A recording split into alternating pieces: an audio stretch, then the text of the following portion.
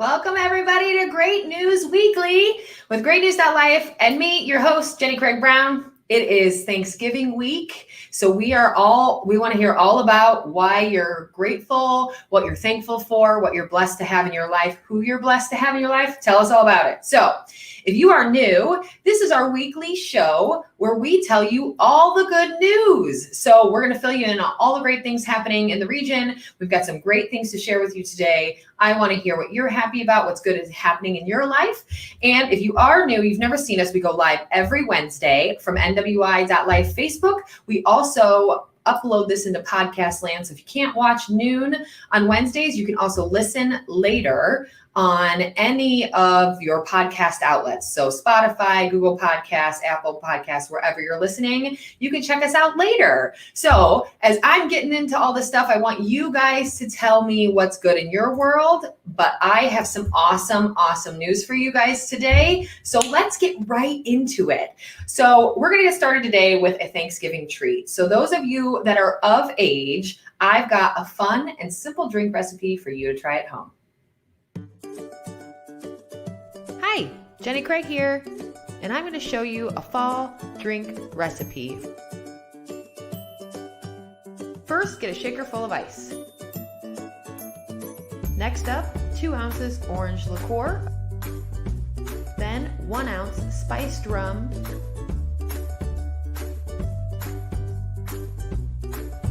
next up add 3/4 cup apple cider,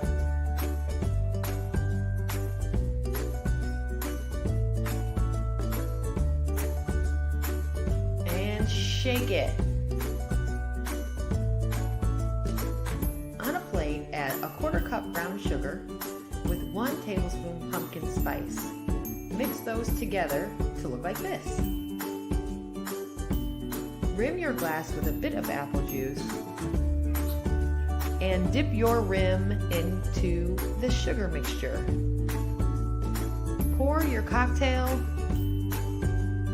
add some garnish, and voila!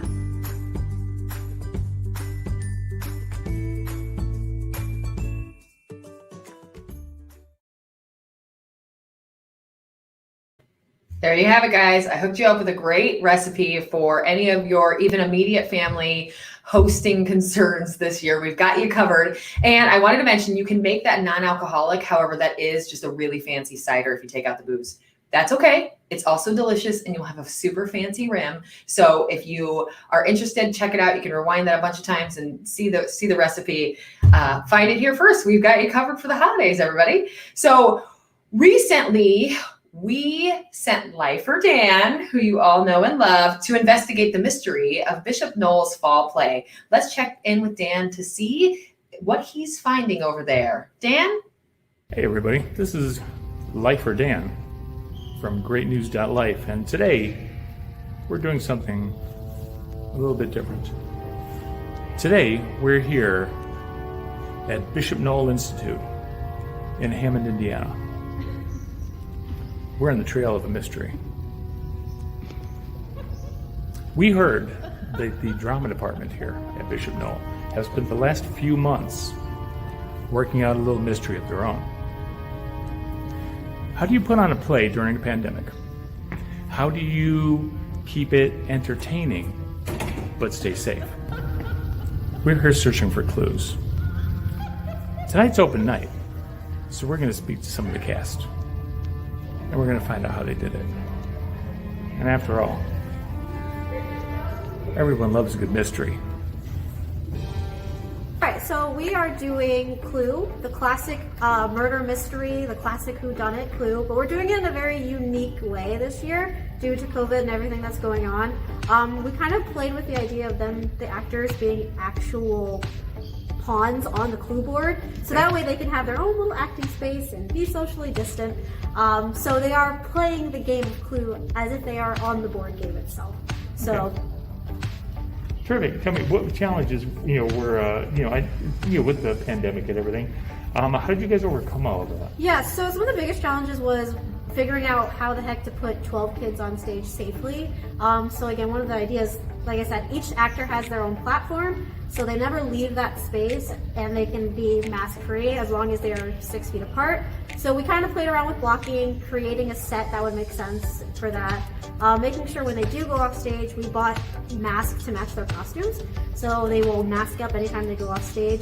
But I think the biggest challenge has just been patience and perseverance, because it was our musical last year got canceled because of COVID. So we really wanted to make sure we could do this performance. So we just kept pushing through rehearsals. We're either outside or in a big space where we could be socially distanced. Everyone had to wear a mask the entire time. And again, just making sure our audience would be spaced out and just taking all the precautions necessary. Just patience and perseverance. And how long did it take you guys to work all the details out and be able to put this on? To be honest with you, I started working in as soon as the musical got canceled in May, I started putting things together literally in June. And then we had auditions in August, and then we started rehearsals at the end of August, and here we are now. So it was a good couple months to put it all together. And how are the kids excited about it? Oh, they're hyped. They're so excited. Yeah. They're already asking me if we can do a musical next, and I said, maybe. It's a lot easier and safer to do a play like this, but they're so excited. Yeah, they are really excited. They're Totally stoked.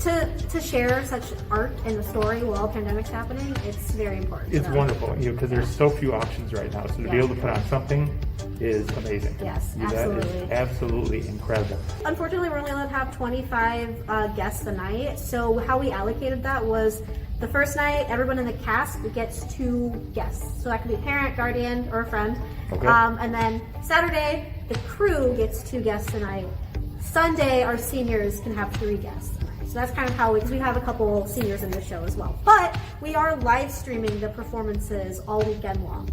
Terrific. And how can people see that? So links can be sent out, and it's on a website called BroadwayOnDemand.com, and I could send everyone those links, and it's only $5 for a ticket, and the link that you buy the tickets is the same link that you view the show. It just turns into a video player once the show goes live. The plot thickens, and the mystery continues with more of our coverage of Clue at Bishop Noel Institute in Hammond, Indiana.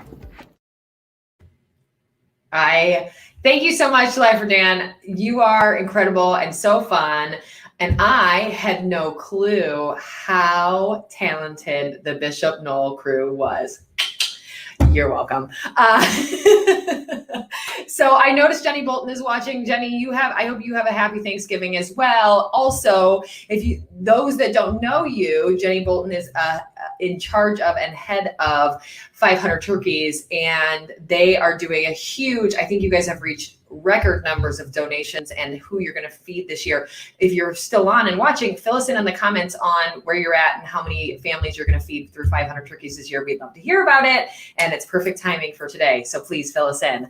And Aubrey also mentioned, great idea, positioning the actors as pawns. Love the creativity. I completely agree. What a cool idea. Way to work through all the struggles. Bishop Noel, great job. So we all know a teacher that has had to make constant adjustments, especially this year. With being the week to give thanks, we are challenging our audience to shout out these amazing educators. Joining us today is Jeff King, assistant principal at Portage High School with the Gratitude Challenge. How you doing today? I'm doing great, just an honor and privilege to be here. So thanks for having me. Thank you for joining us, and tell us all about the Gratitude Challenge that you guys have. What's happening? Fill me in. It was one of those thoughts that I just had, obviously being in the education profession, and just seeing how tirelessly and how courageously our teachers are working around the clock, trying to navigate this virtual experience and a hybrid model. And sometimes students are in person, sometimes they're not. And it was just a thought of mine to just say, hey, you know what? I just really think that during November, it's a month of National Gratitude Month, that this would be a great time for anyone and everyone who knows educators or who has kids who are being educated by teachers, just a chance to celebrate them in simple and significant ways, that they are recognized, that we see them, and that their efforts, their Herculean efforts, are not going unnoticed, and it's just a chance to celebrate them, to really just remind them that they're crushing it, that they're rock stars, and that they're making a difference. I agree. I love all of that premise. So basically, you're calling on the community at large to tell a teacher, email a teacher, anything, correct? Absolutely. Absolutely. Anyone and everyone. And I think that, we've all had educators in our life. And I think so many of us currently have educators that our kids are, educators in our kids' lives. I just think we know educators, and I think educators are a common connection that anyone can just give a shout out to. I agree with that as well. I think the biggest thing is we should have always been giving the accolades to every teacher because what they do is absolutely incredible. But what they're facing right now is bigger and badder than ever. And I completely agree. Let's really get them all that their input and love, because they do definitely deserve it. What was your inspiration behind this? There's so much power in just the simple words of thank you that we underestimate that value. We underestimate the power. We underestimate what it can do when someone who's working their tails off, who's working not only hours here at home, but hours late at night, hours early in the morning. Just those two words can make a world of difference. And I really do think that in this day and age where we're at, teachers are feeling so tired, so worn down, so stretched, so stressed that hearing accolades and thank yous and we're proud of you and you're the real MVP type of stuff, I just think it can be the uplifting message that these teachers need to hear. I agree. Jeff, I love that you're doing this. This is fantastic. So I want to kind of get included and get involved however we can. So I do want to look to our audience at this point and say, if anyone is going to do a video, so if you're going to record yourself, just pick up your phone, put it sideways and record yourself saying something good to a teacher, to teachers in general. If you want to do a gratitude towards a teacher in video form, I know it sounds scary, but it's not. Send them to share at GreatNews.Life and we will get them all combined into one video. And hopefully at the end of the month, share them with everybody, send them in. Jeff, thank you so much for putting this together. Thank you so much for thinking about all of these teachers. And hopefully we'll have some good news to report back the end of November. That would be awesome. Thanks so much, teachers. You rock. We love you. You're crushing it. You're making a difference. So thanks for all you're doing. Yes, keep it up. Thanks. Have a great day, Jeff. Thank you so much. You too. Stay healthy and hope-filled. Oh, he's so amazing. I saw a couple comments. I wanted to do that too, but I'm really bad at it. So Cammie Tubiak mentioned, I love this idea. Jeff King, thank you for the challenge. Challenging the public to thank the teachers. I completely agree. Chris Mullman also said, Jeff King, love your attitude. So much power in the words thank you. Portage Township. I agree. It is so great to just say thank you, to tell those people, especially teachers right now, we need it. They need it. Let's reinforce our community and build that even more. So great job, Jeff, and to all of Portage schools. You guys are killing it out there, keeping it living and lively. So thank you. So this year, speaking of gratitude and thankfulness at such a wonderful time of the year, I want to say that I'm very thankful for the home that I have. I think this year we've learned how to love the place we live more than ever before, because we were there more than ever before. And that is definitely where I have grown probably the most gratitude this year. And we asked you all, our audience, what you're thankful for. Check out what everyone else is thankful for this season.